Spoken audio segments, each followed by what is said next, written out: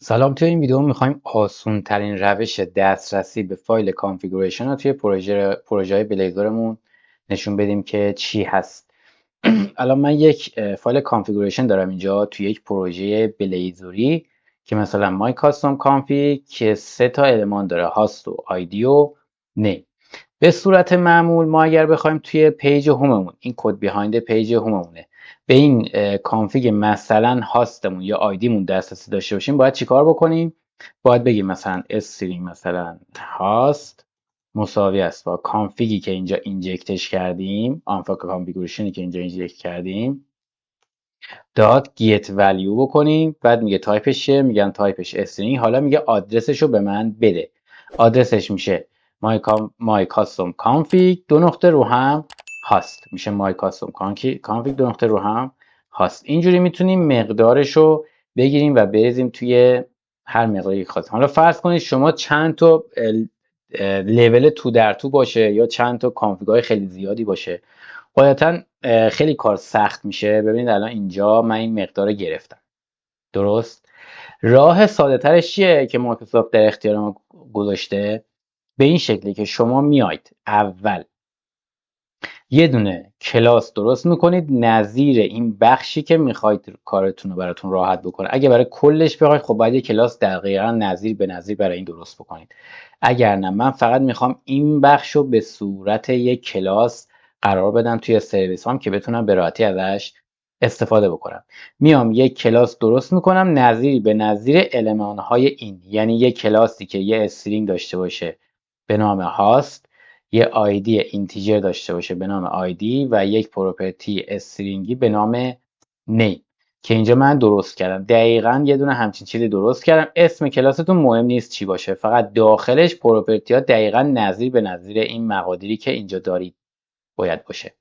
بعد از این که این کارو کردید میرید توی پروگرامتون.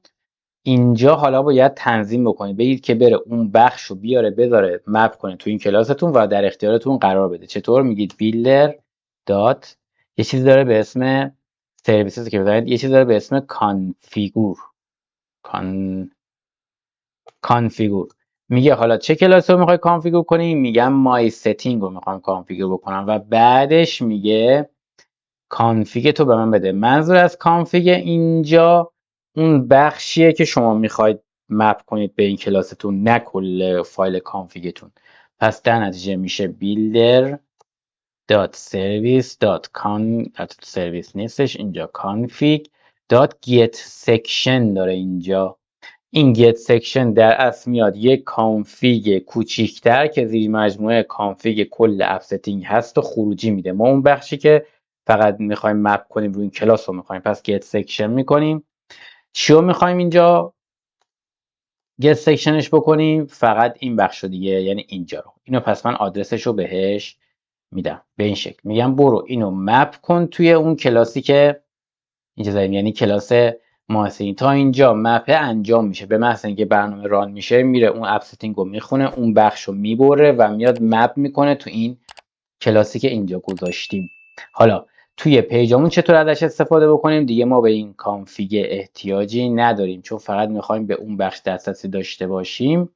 میایم چیکار میکنیم؟ اینجا به جای کانفیگ یه چیزی رو میکنیم، یه اینجکت میکنیم به نام آی آپشنز که توی این آپشن اون کلاسی که آپشن توش هست و دیدن، یعنی میشه مای ستینگ به نام مای ستینگ. مهم نیست اسمش، حالا اسمش داریم آپشن. تمام. با این کار وقتی شما بزنید آپشن دات ولیو دات، ببینید هم نیمو داره هم هاست و هم آیدی. اینجوری خیلی راحت بدون اینکه اون کدها رو بزنید یا بخواید برید کپی پیست بکنید از اپ ستینگتون، اینجا مقادیر رو دارید. من اینجا یک بریک پوینت میزنم. میومد اینجا. الان بریم داخل آپشن رو ببینیم. خب ناله. چرا ناله؟ چون اینجا ما اینجکت رو فراموش کردیم. من همیشه خودم میگم فراموش نشه، ولی این سری خودم فراموش کردم. این آپشن، این مقادیرش رو باز میکنیم. این ولیو، ببینید کد ایزی نیم عباس اینجا اومده. دیگه نیاز نیست گت ستینگ و گت استرینگ و این کارا رو بکنید. خسته نباشید تا ویدیو بعدی.